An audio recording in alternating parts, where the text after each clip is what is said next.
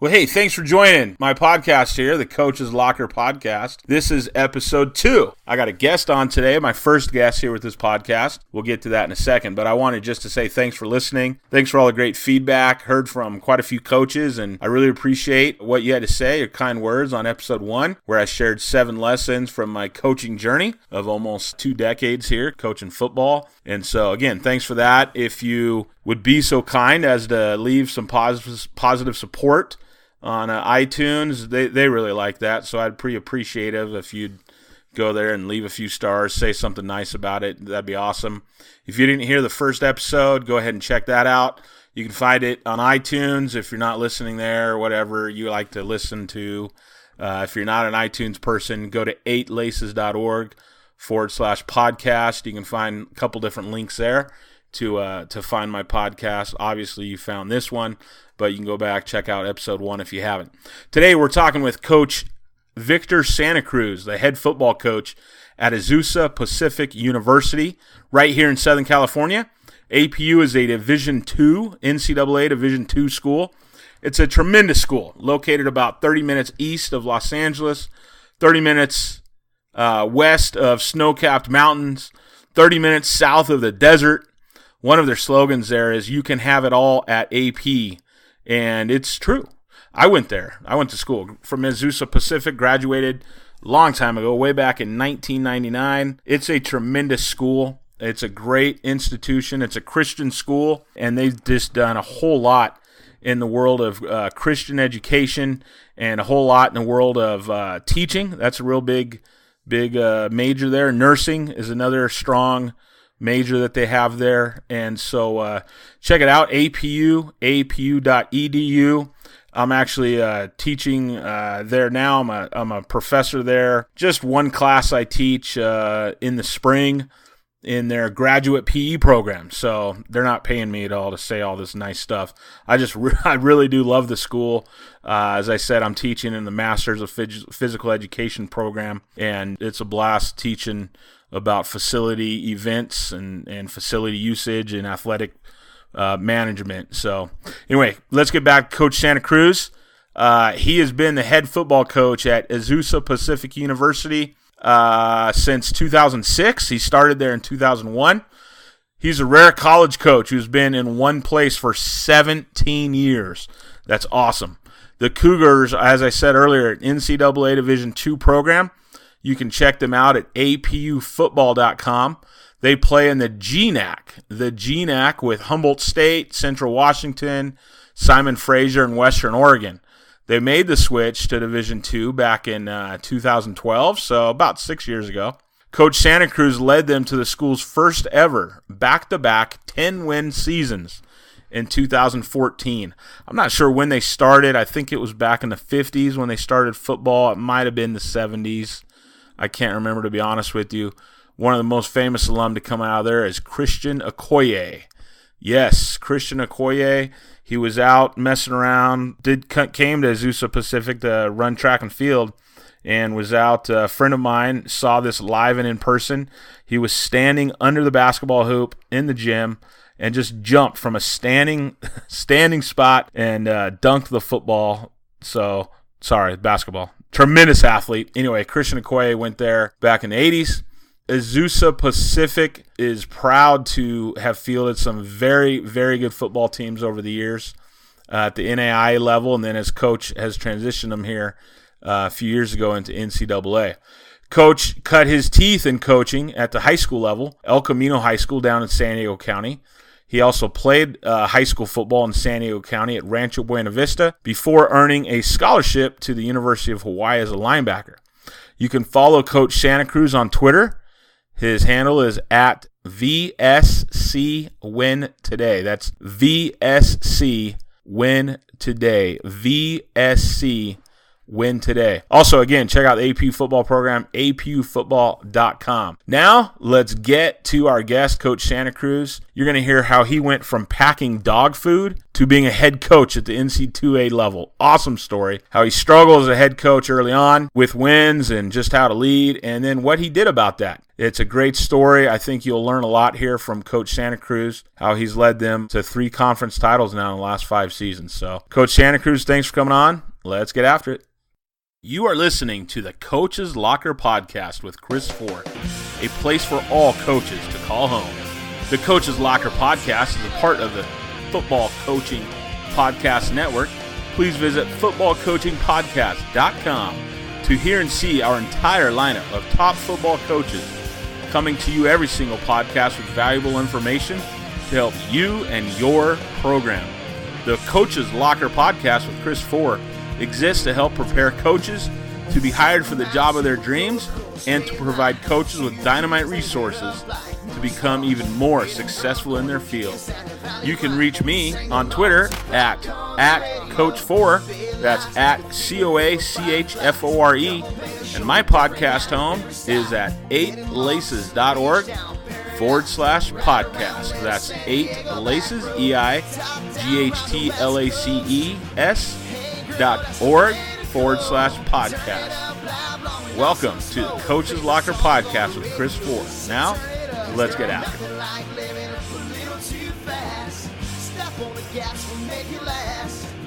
Hands up, forget about the past, 'cause you and I's everything I ever asked for. Top down round the West Coast. All right, folks, we're here with Coach Victor Santa Cruz.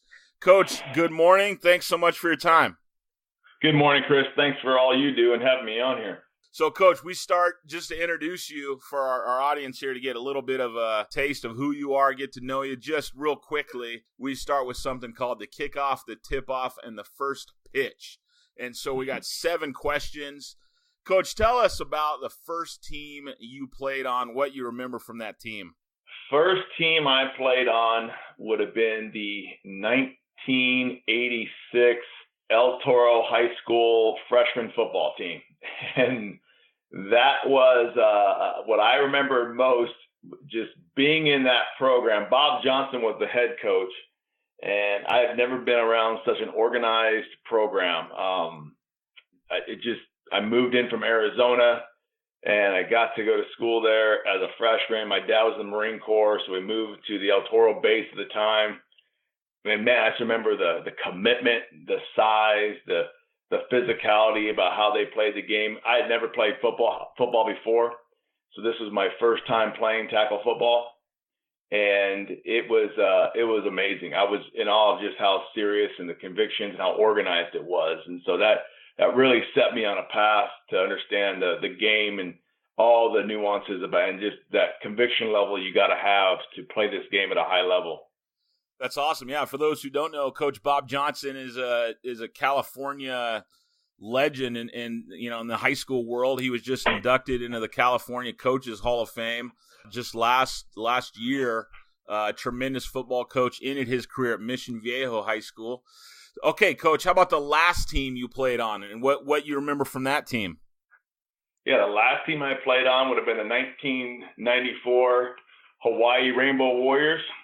And what I remembered about it was just we have a tradition at the University of Hawaii where there's a senior walk at the end of the game, last home game there, and you go around the stadium and the people, they put leis on you, they say thanks. So all the strangers that just come out just to say thank you to you, it meant so much, and you get to see how the game affects not just the players, and their agendas, but it really can affect the whole community. And so that made me just value my experience, to appreciate that people watch. We didn't have a good year at all that year, but I really did just say, man, football is just a big event that it's more than what happens between the whistles on the field. It affects the whole community, and people are counting on it to be a big part of their life.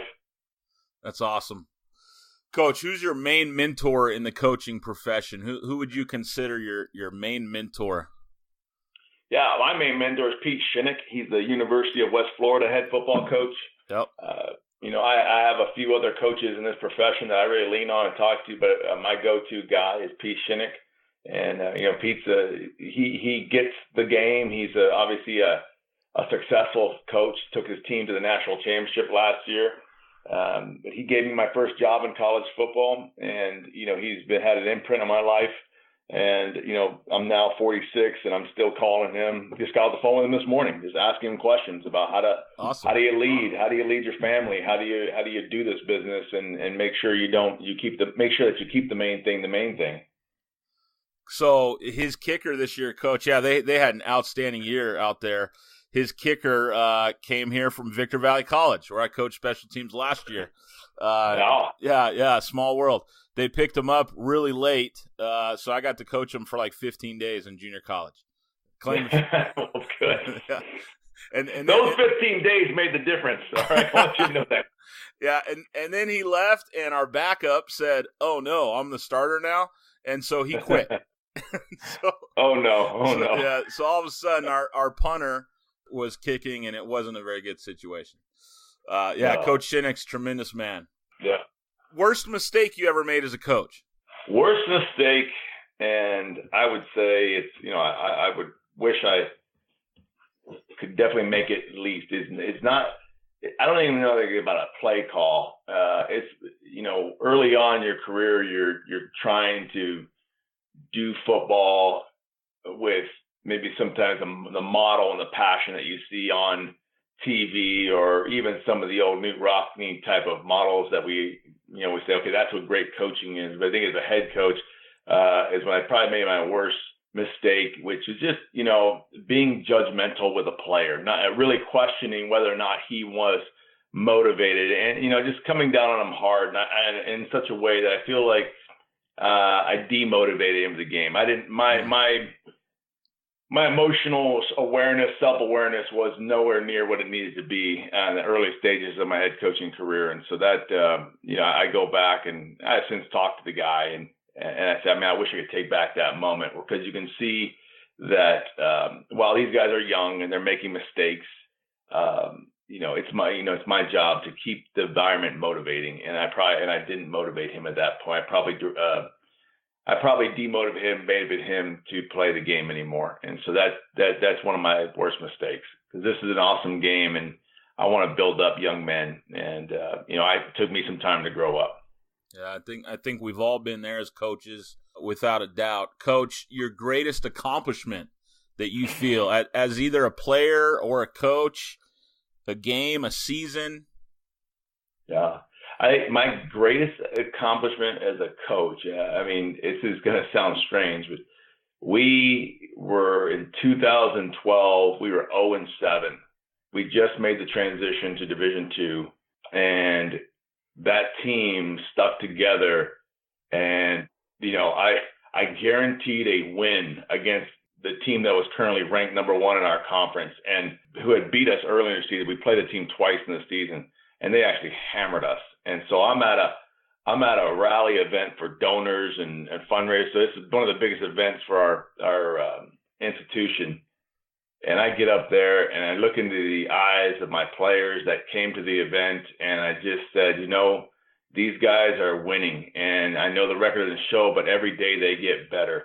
Every day they're growing. Every day they're loving each other. Every day they're taking on the adversity, and they believe. And so I guaranteed a win the next day, and we won the game, and we end up winning off 4 straight victories after that.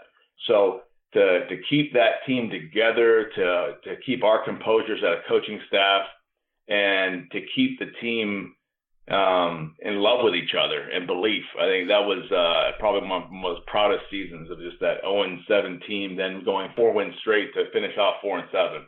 And so you said was that at dinner rally, Coach? Yes, it was. Okay. So yeah, I mentioned early on the intro here that I went to APU and did not play football there, but went to school there, and then I'm a professor there for one class right now, and it's a great institution. I've been to some dinner rallies in the past, so as Coach said, yeah, a huge fundraiser. Was that something you kind of planned on, that little part of the speech that night, or did it just kind of hit you when you got up there, when you saw your players, or what was that like? Yeah, no, it hit me when I got up there, because there was a question that the interviewer asked me regarding winning, and I looked at the eyes of these guys, because the way they had the event set up is they brought the team to the audience. And I looked at it, and to me, I answered the question back at them. These guys are winning all the time, because they said, "Oh, I know you're not winning." And I said, no, we're winning. We're winning. And I just looked at them. I said, and I wanted to validate everything this team had done, because, adversity comes to everyone. And I don't know many teams out there that can stick together through an 0-7 season. But I saw the conviction in their eyes, the love for each other's eyes, their love for me. And I appreciate that, and I value that. And I basically told the interviewer, I said, no, they are winning. And, but they want to see it on the field. So I said, so we're going to win tomorrow night. And we ended up winning tomorrow night. Called your shot. That's awesome. Yeah. Yeah. Coach, your favorite vacation spot? A warm beach. Oh, so okay. I'm a beach guy. And so put me in a beach house at a warm beach so I can go surf fishing, bodyboarding, great. If I can get to Hawaii, obviously I love family, friends over there, but to get me in a warm beach, I'm good. That's awesome. I know that's something you guys do a really great job of marketing on Twitter and with your football program, being here in Southern California. Coach, I want to give you a time here, promote your program, because living by the beach, you're not right on it, but you're not too far away. So tell us a little bit about why a student should think about coming to play at Azusa Pacific. Yeah, well, a student should come here because when you choose a college, you're choosing a home.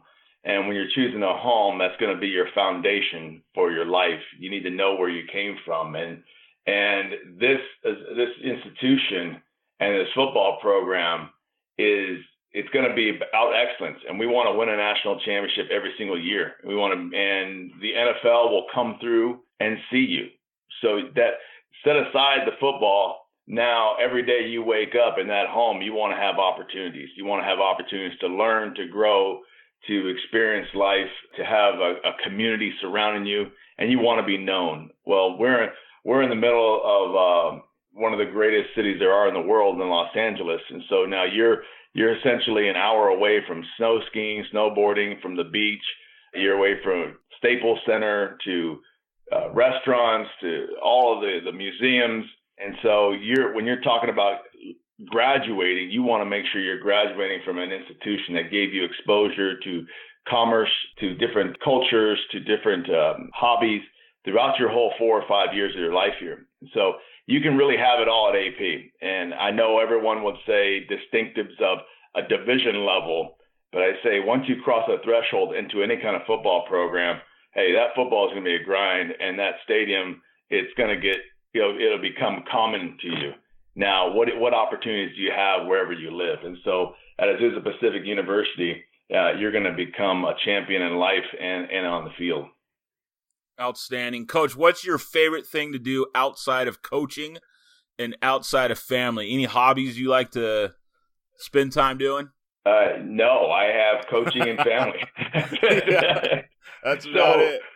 Yeah, coaching and family. And so it's if somebody asked me, do I play golf? I said, I no, because I can't imagine having 5 hours of free time on a course when I know I could, my family gives up enough. I want to make sure I'm hanging out with them.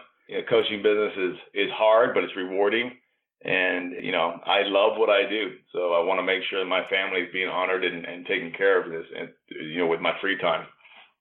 Awesome. Yeah, I heard someone at a clinic years and years and years ago say, kind of talked about that same thing, that coaches, he talked about how he was never able to teach his son how to fish or change a car battery, but he could diagram any football play known to man. And he talked about that, and his son actually had gone into coaching.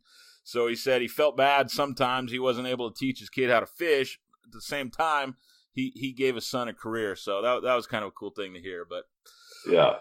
Well, Coach, I certainly look up to the job that you've done there at Azusa Pacific. And we've had a good discussion before just about leadership in coaching, and I know that you studied that a long time and made some significant changes in your coaching habits and direction there. So that's kind of what I wanted to talk with you about today. Coach, tell us, how did you, I know you went to you went to University of Hawaii, so you play football there. How did you end up getting into this great coaching profession after your football career? Your coaches have a definitive impact on any young person. Now, we're going to remember our coaches because our attention is given to them. We work hard with them. So it's one of the most influential careers out there. So fortunately for me, in high school, I went to El Toro High School for 2 years, and then my dad got transferred to Camp Pendleton. So then I went to Rancho Buena Vista High School, and Craig Bell was the head coach there. I had Dale Henry and Tony Powell and Tom Hammond. These were coaches who really valued the player, and fortunately, they were very good to me, and they helped me through some times as a young man growing up. And you're so grateful, and you see the impact of what a football coach can do. So that impact of my life set me on a course to get into coaching. And I remember Dale Henry telling me as I was working at a camp that they were having at the high school, he said, I think you're all right at this coaching thing. And that affirmation was just huge. I had fun. I didn't know work could be so fun. So I remember in college, my dad asked me a question, hey, what do you want to do with your life? And I said, well, I want to be a coach. I want to be a college football coach. And it's very clear to me. I said, here's the plan. I want to get a GA job at Hawaii after I'm done and move on. And so, I graduated in college, and, you saw, this is the unfortunate thing. I said, oh man, when I got offered the GA job at Hawaii, I said, no, I want to go and make a bunch of money because I got an economics degree, and I wanted to be some Wall Street guy. And as fool, I started chasing the dollar, and I turned down the dream, and I was miserable, Chris. I worked in the financial sales industry, and I was absolutely miserable. And, so I got into marketing, and I got into some things where I felt like, okay, well, maybe it's just this type of sales. And the whole time I knew I should be a coach. My wife, I was newly married. My wife said, I think you should coach. And I said, you're right, because she saw that I wasn't happy. So I quit my jobs in marketing and sales, and I went and got a job at Petco and started packing dog food. And Herb Meyer at El Camino High School hired me. And I was happy as ever. I mean, packing that dog food and going and coaching at El Camino High School, I was so happy. And you knew now, okay, this is what I should be doing. And so that started off the career. So that you've been around just some some of the best high school coaches in the history of California, with Coach Johnson, Coach Bell. Now you talk about Coach Meyer. So how did you get hired there? I mean, El Camino, for those who don't know, Coach Meyer was there almost 30 years, has probably third or fourth on the win list here in California, career victories. Again, one of the finest coaches ever in California. Was he buying dog food and saw you or something, Coach? How'd you get hired there? No, when I called, I think I called Tom Hammond up at the time. I talked to somebody. I forgot who made the phone call, the connection, and I found out that El Camino needed a linebacker coach. Because it was late. It was almost August, and so I went and interviewed with Herb and with Kavakovich, also the DC.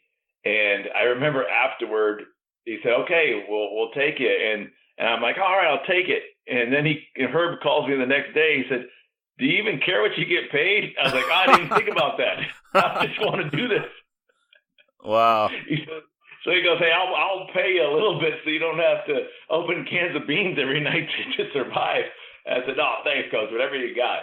So it was. I don't know how the connection happened, but it was outstanding. And man, Bill Kavakovich, the DC, that guy's a great guy. And so Herb Meyer, they taught me again just what it takes to run an organized program and to really teach the game. So I've been very fortunate to be around some great men. Yeah. So then you coached there for a little while and then made the jump to college football. Talk to us about how that happened. Yeah. So at El Camino, I was there for 5 years, and I'm a man of faith, and I kind of knew that I needed to coach. I kept feeling this calling, and so I had another mentor in Mark McElroy. He's the head coach at Saddleback, and so Mark and I are good friends. And I was talking to Mark at the time, and he said, "I really, I'm hearing this, and I think you need to go into coaching full time." So I was driving home, and I essentially had agreed upon, I'm going to go get my teacher credential, and I'm going to be a full-time teacher coach at El Camino, because I was really happy. And I love the high school game, love the kids, and I was really just enjoying what I was doing and enjoying the area. So Mark McElroy calls me on the way home and says, "Hey, Pete Shinnick has got a job open at Azusa Pacific." And Pete and I had met together because at that time I transitioned from packing dog food to becoming the San Diego County Director for the Fellowship of Christian Athletes. And so Pete and I met at the FCA summer camps, and we had done a couple camps together. And so Mark said, "Why don't you call him?" And I called up Pete and said, "Man, I would be more than interested to apply for it." So I applied and interviewed for the job. And fortunately, Pete Shinnick hired me and took a chance on me, because I tell you, my resume wasn't the greatest, but I think where Pete saw was, hey, he really loved my work ethic, loved my attention to detail and the experiences I had running an organization with FCA, and then just the heart for kids. I think that's really where Pete is special, is he's looking for guys who have a real heart to serve the bigger picture when it comes to coaching. And so what did you get hired on there to do as an assistant at Azusa Pacific? Okay, you ready for this one? I was the offensive coordinator and running backs coach. So wow, jumped right into it. Jumped right in. So Pete was great. He said, "Hey, here's the thing. I'm going to call it. I'll help you. I need a guy who can organize this thing for me, who can do the grunt work and help free him up as a head coach, because he was still calling the offense, organizing it, and it's his offense. But I was more than happy to serve him in that capacity. And those 3 years as the offensive coordinator, man, they're huge for my learning in the game of football. I'd say it's like teaches you a whole other language, and now it opened your mind up to see how it all fits. So at the time he hires me, I'm also the strength coach for the program. I was also essentially the GA for the program. Yeah. So I had those VHS tapes, cutting those up, making copies for everybody. And so it was a big title with a lot of responsibility. And it was the best 3 years of my life to really learn the game and just get going forward in this career. That's awesome. That's really great to hear how that all progressed.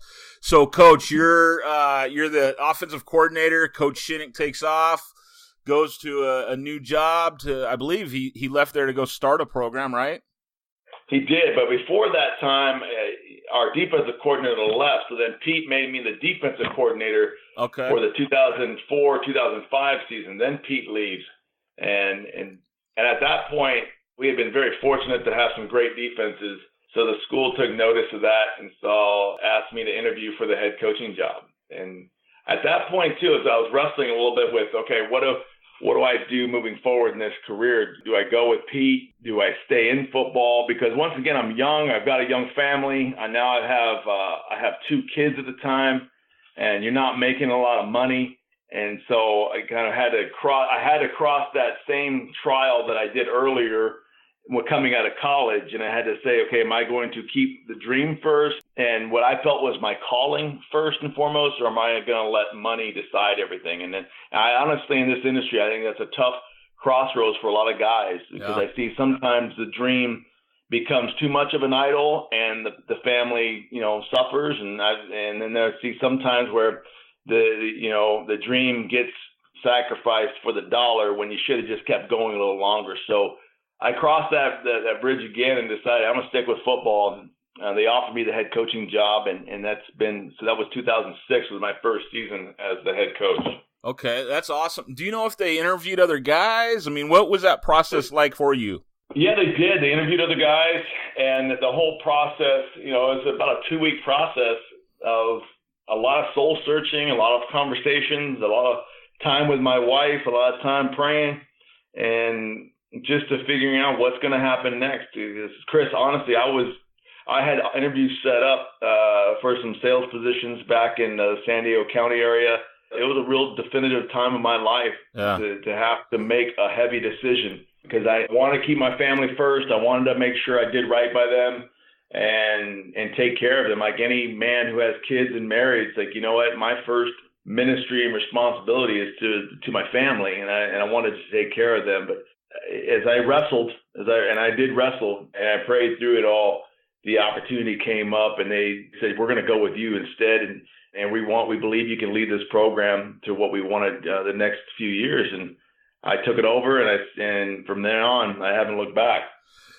And so at the time there and forever, Azusa had played in the NAIA for a real long time, and then you guys transitioned into NC2A and into Division II football. Take us through that a little bit, Coach. What was that process like? I mean, you were the head coach right in the midst of that whole transition.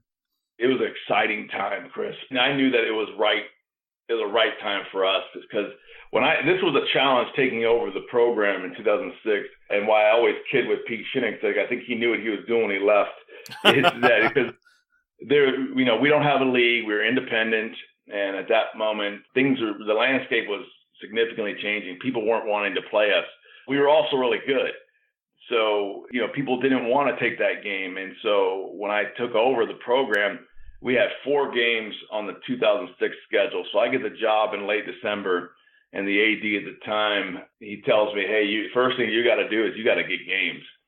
So I get the AFCA directory, and I start cold calling everybody, just trying to find games and to build a schedule. So for the next few years, we were taking games in Louisiana. We were taking games in Florida, Wisconsin. We were all over the country. If you had football, we would come to you. And the school, this is where I really appreciate the school. I'm sure there were conversations out there about should we just keep football or not, because we're traveling all over the country. And the time too, we weren't doing well. We had a couple winning seasons in there, but I remember the 2008 season, we took a game with West Texas A&M, and Chris, it was one of those games as a head coach. I realized I'm on the second quarter, and I think I'm going to be on ESPN tonight. I'm going to be on ESPN because they're going to score 100 points on us. So it was even when their third stringers were in there, we were like, what the heck? We couldn't stop anybody. And, how we scored 14 points that game, I don't know. But the school made a tough decision at that point, and they realized we can't keep doing this. So they said we're going to commit to football, and we're going to keep trying to help them out with a little more scholarships. We're not a fully funded program then, and we're still not a fully funded program, but they realized we're going to value football and stay committed to it. And that at that time, the conversation started to come up about where are we going to go? We got to think 5 years down the road. We can't think a year by year. And I think as our athletic programs, they were Directors Cup champions for I believe 8 years straight. And so what that means is you're the best athletic program in the NAIA. We realized it was time for us to take our programs to the next level. Essentially, our routes have become very crowded, and we need to replan ourselves. And the time the NAIA was really, for football's sake, and even other institutions or either other sports, the West Coast, particularly Southern California, didn't really understand what NAIA was. It's a good organization, but when you're talking about trying to recruit today's athlete, they want to know right off the bat, what do you stand for? What's your affiliation? How do I make sense of you as an institution? The NAIA made it very hard because now the first hour of the conversation, if you get an hour, is trying to explain to them what NAIA is. You're overcoming comments like, is it club? Is it, what is this? Is it intramurals? What are you talking about? Wow. So we had to overcome that, and that was, when you're talking about trying to recruit players and even recruiting student athletes or just students in general, you don't want the first part of your conversation have to be explaining yourself. You want it to be about talking about how great your institution is.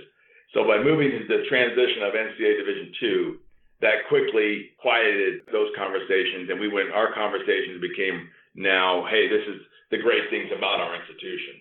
Yeah, that definitely changes the conversation, I'm sure. Probably has made recruiting a lot easier. I know just coming to games the last 20 years at that school, and it's not to knock on the level of athlete 20 years ago. Some very good friends played there and some tremendous athletes, but boy, the caliber of athlete that's on those sidelines right now and on the field, it's tremendous. I mean, you guys are getting some tremendous athletes into there, and it's, as an alum, it's really been really fun to see that transition. Coach, you guys are in a kind of an interesting conference in that you play everybody 2 times. We listed those conference teams earlier on the introduction as a great Northwest Atlantic Conference. But what's that like playing each team in your conference twice? Yeah, it's hard. It's challenging, and it also helps you grow as a coach. I talk to the NFL friends that because they have to do it, it forces you to really know yourself well. Because you're going to see this team again, and you're not going to reboot with new athletes. So you're going to have new curveballs in your play calling. You're going to have strategies that are going to fix what you weren't able to do last time, and perhaps even overcome an athlete on your roster that you knew that they took advantage of. And it's like, man, I'm not able to pick anybody up the waiver wire, so I'm going to have to readdress how we handle maybe certain coverages, how we handle certain blocking schemes to give us a chance to be successful the next week. And you can't approach the game as, we beat them before, or, we lost before. It's a real chess match playing these two. So throughout the season, when we're having to do this and playing somebody twice, what I get a kick out of it is I love the strategy part of the game. And so, you got more than enough on your plate. You play them again, so, it's going to force you to really understand yourself and be able to move your chess pieces in a way that doesn't take your own team out of its mojo, but gives them a different advantage for the next time you meet. Yeah, that does have to be quite different mindset going into that second game. Yeah. Coach, I know that you went through a process when you look at your head coaching record year by year, and again, something we talked about before, you kind of changed your entire leadership model after, opening up first, I think 2 or 3 seasons with records you probably don't like having on there. And one thing that's changed is you guys started winning more. Can you share with us, talk us through the changes you made and how you went about making changes to the way you lead that program? Yeah, let's be honest, Chris, I was a bad head coach. You're really doing a good job of being polite, but I was a bad head coach to begin with, and I have the record to show for it. So okay. And it's something, I look at it, I'm really proud of this organization about the records. If you separate these records for pre-2010 to 2010 and beyond, you see there's a significant difference. Our winning percentage goes skyrocketing compared to the 2006 through 2009 season. And, it wasn't like we had an influx of scholarships come in, so we're still not fully funded to the Division II level. And even at that point, when we're at NEI going 2010, it wasn't like we got an infusion of cash.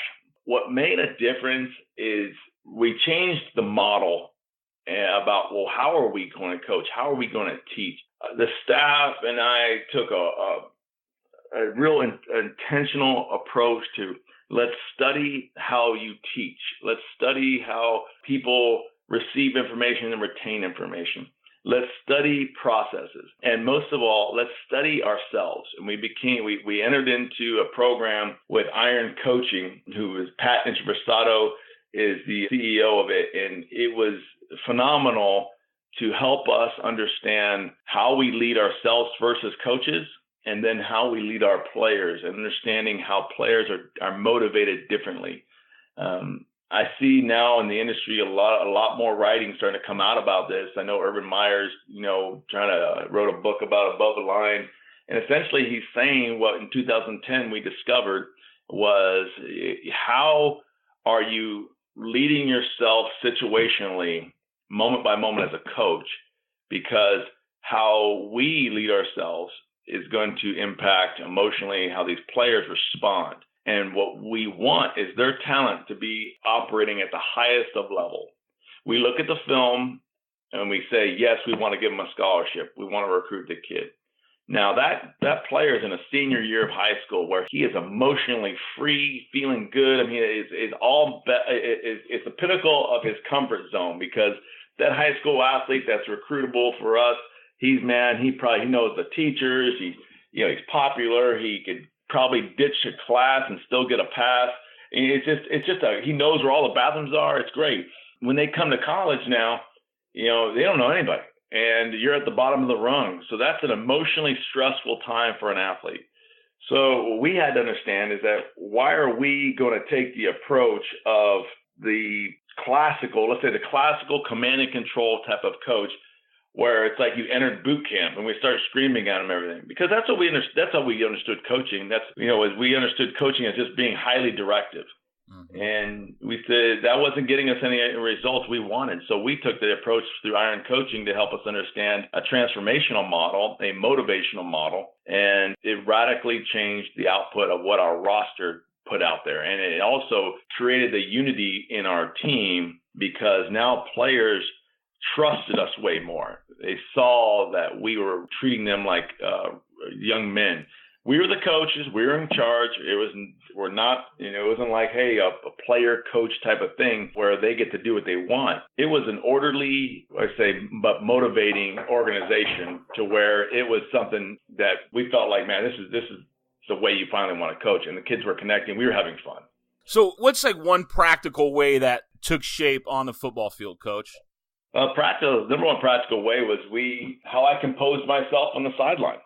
As a head coach, what you have to understand is that the whole organization is vibing off of you. If I'm emotionally in conflict, and let me say this, emotional conflict would be, hey, I'm stressed out, or I'm trying to take the bull by the horns, and I'm going to treat this thing like I would maybe a linebacker, Well, that's okay if I'm taking care of myself, but I have 120 people, players on the sideline. I've also got another 30 other people, support staff, that are counting on me, and they're vibing from me.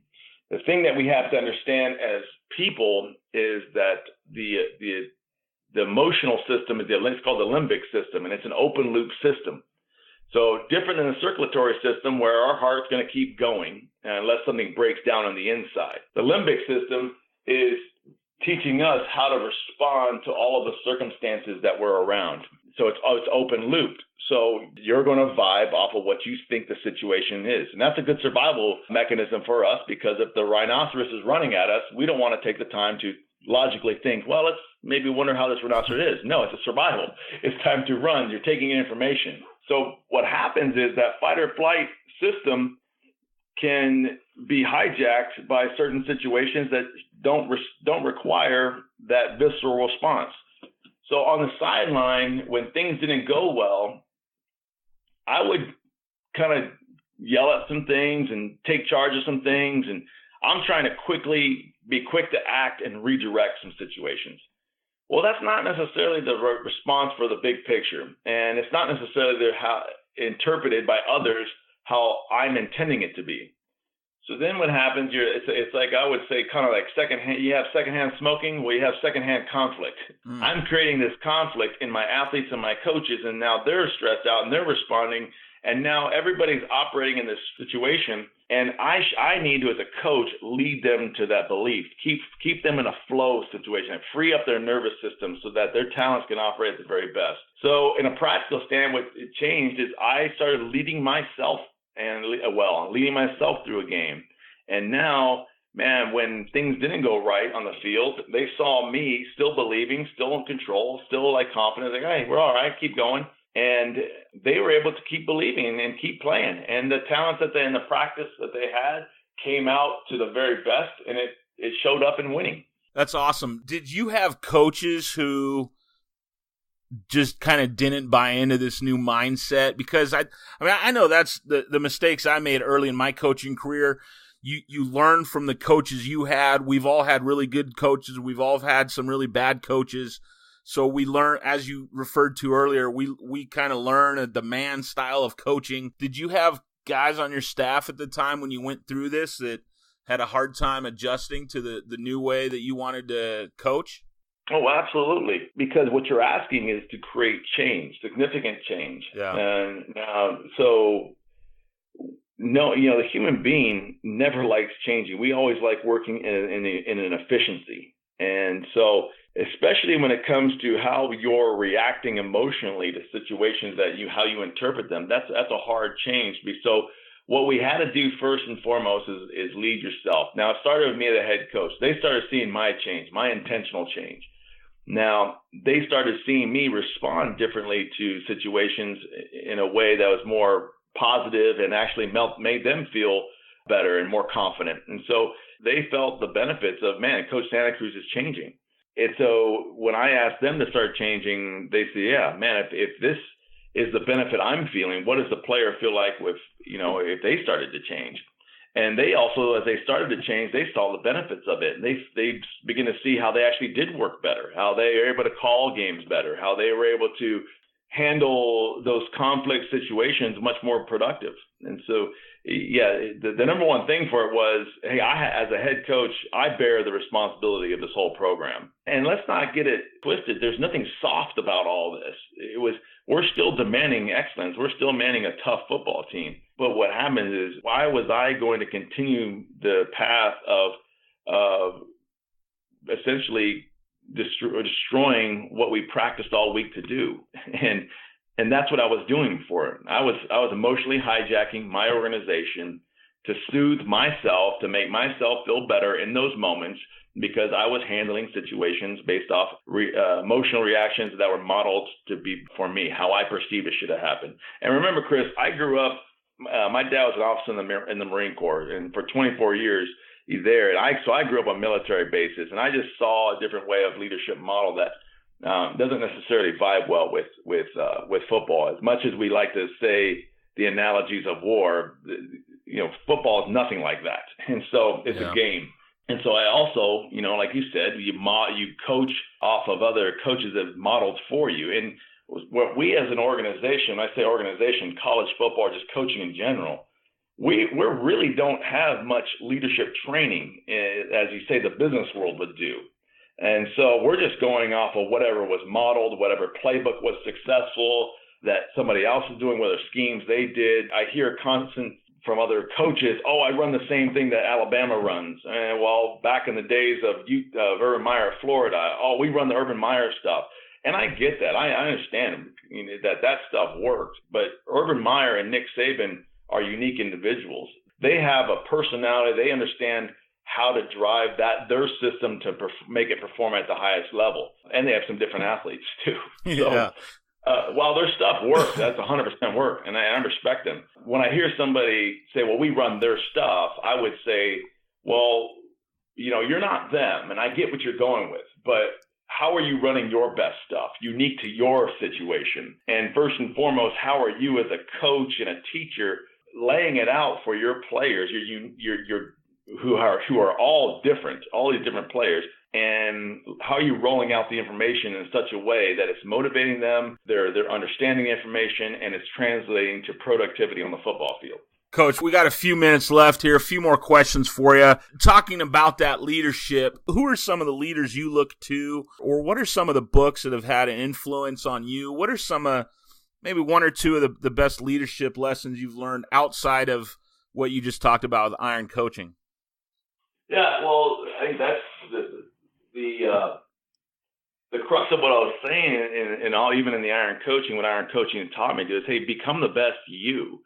So the leadership books like Urban Meyer's Above the Line, that's a great book, outstanding, I love it.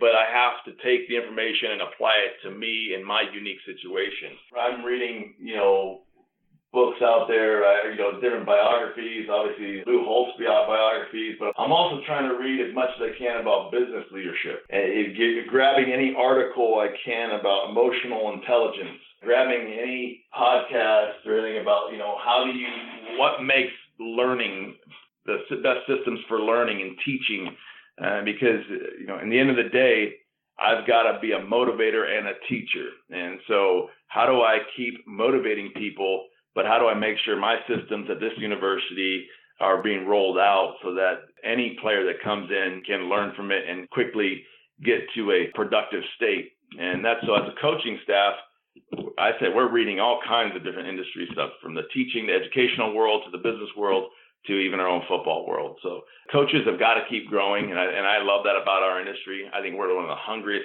industries out there to how do we keep getting better, all the clinics we go to. But I know for myself, if I'm going to keep leading this organization and coach a great football game, I got to still become the better me. Coach, that's outstanding stuff on leadership. We're going to have in our show notes here, we'll direct you guys to the Iron Coach, coaching philosophy, and definitely get that out there to you guys as a resource. I've read some of his stuff as well, and it is outstanding. Coach, a couple questions transitioning here. You've got an NFL Hall of Famer, Jackie Slater, who's been on your staff there coaching offensive line. How'd you go about getting an NFL Hall of Famer on your staff there? Chris, God. I said we lost an O-line coach, Jordan Powell, who's now coaching tight ends at University of Washington. We had lost him, and Jordan did such a great job. And I saw the value of what a great O-line coach can bring to the table. And that's a tough position to coach. So when Jordan left, we said we need to get another quality O-line coach. And so somebody had mentioned that Jackie was in the area doing maybe some high school coaching. So I just randomly emailed Jackie and told him about our opportunity. And I just said, Jackie, would love to see if you want to take me up on this. Well, he emailed me back and he said, man, Coach, I just so happen to be looking for something like this. And so, wow. The Lord kind of put us together, and Jackie now, I believe, is going into, what is this? His 2011 was his first season. So 7th year here, 8th year coaching. And Jackie's a phenomenal human being. And obviously his expertise to the O-line brings a lot to the plate for our offense and our kids. What can't be overstated is his love for the players and the type of leader he is to them. I'll tell you what, I was on your sidelines for a game this past season, and whenever I'm on the sidelines, I watch the coaches. I try to watch and learn from coaches more than even the game and that sort of thing, and he did something on the sideline with his guys. I took a picture of it that night and put it on Twitter because he had 6 or 7, 8 kids who were not in there playing. He had them all together, and he would relay to them the play call, and then the play would happen, and then he would talk through it with those guys on the sidelines. And I thought, that's one of the greatest things I've ever seen on the sidelines at any game. I mean, he is, I could just tell watching him that night, he is a tremendous, tremendous teacher, and that's what you got to be a coach. So that was a really, really neat thing to see. Coach, last question for you. I do a lot of stuff in the world of the job search world, helping coaches.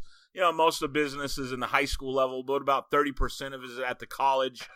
How does a coach land on your staff? You just talked about it a little bit.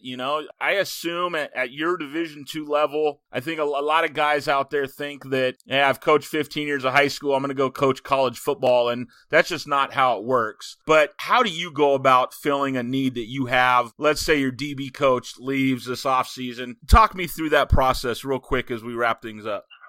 Yeah, it's the person first and foremost. I got to know that this person has what we talked about in this whole podcast, this whole interview, was there's a heart about that person. There's a humility about that person. There's a spirit of excellence about that person. There's something far beyond their X's and O's. And so I get a lot of resumes. They all come my way, and particularly around that time in December when people are switching jobs. And, I'm always looking for where's that person with that heart. So we're going to take the time to get to know someone. And, our staff is pretty tight knit. We're a lot of fun to be around, and we've worked really well together. It's a very low ego, high service attitude here in this staff. And I think so when we bring somebody in, we got to believe that, they're going to have that low ego, high service mentality. And, we want the football X's and O's, the excellence about them. But I've sat in interviews with guys, and it just, it's all about them still. And I said, man, you got to flip it. It's like, tell me what you've done with players. Tell me how you have helped them out in their lives. I'm not talking about just the all league, it's about, tell me about, how you've related with these guys. And, and also the name of the game is also recruiting. You want somebody who has that genuine personality that I can send into the high schools and know that they'll go into the homes and they'll represent the brand of Azusa Pacific in the right way. And that's, so it takes a lot to work here, and I'm very, very proud of the staff we have. I think I've got a staff full of amazing men, and I'm looking forward to what they can do this season. But I know as I'm on the road and I'm always watching high schools, I'm always got an eye out for, hey, this guy might be my next hire. I want to see how he's acting. Coach, thank you for your time. I know you're a very busy man as the head football coach at the college level, so thank you for sharing some really tremendous insights about leadership and coaching. We really appreciate it. Oh, thanks, Chris. Thanks for all you do, man. That's it. That wraps up episode 2 of the Coach's Locker podcast. Thank you very much for listening. A big shout out and thank you to Coach Santa Cruz for carving out an hour of his week to join us. I know that I learned some valuable things here today, and so again, thank you, Coach Santa Cruz. Follow him on Twitter at VSCWinToday. That's V as in Victor, S as in Santa, C as in Cruz, Win, W-I-N, Today, T-O-D-A-Y. VSC Win Today on Twitter. Visit 8laces.org/podcast for any show notes that we might have, and then a list of upcoming guests and topics here on the Coach's Locker podcast with Chris Ford. Next week, I've invited Brandon Huffman to join us. Brandon is a national recruiting editor for 24/7 Sports. He's going to talk about the current landscape of recruiting. He's been in this business for a long, long time. I actually went to Azusa Pacific University with Brandon back in the 90s. I've also asked him to talk about something a little more serious, and that's a heartbreaking journey that he went through, losing his daughter Avery to a battle with a very rare brain tumor. So I want this podcast to be real. I want this podcast to be able to help people, and this show that I have. And so I've asked Brandon to come on and talk about that journey. It's an ugly journey. It's a gut-wrenching story. But any one of us with kids could face this tumor called DIPG. So I've asked Brandon to come on and share that next week, and he's been really kind to do that. Remember to check out the Football Coaching Podcast Network. Visit footballcoachingpodcast.com to see and hear our entire lineup of some top football coaches. You can follow me on Twitter at Coach4. That's at COACHFORE. And again, my podcast home, 8laces, EIGHTLACES.org/podcast. Until next time, this has been the Coach's Locker Podcast. Chris Ford.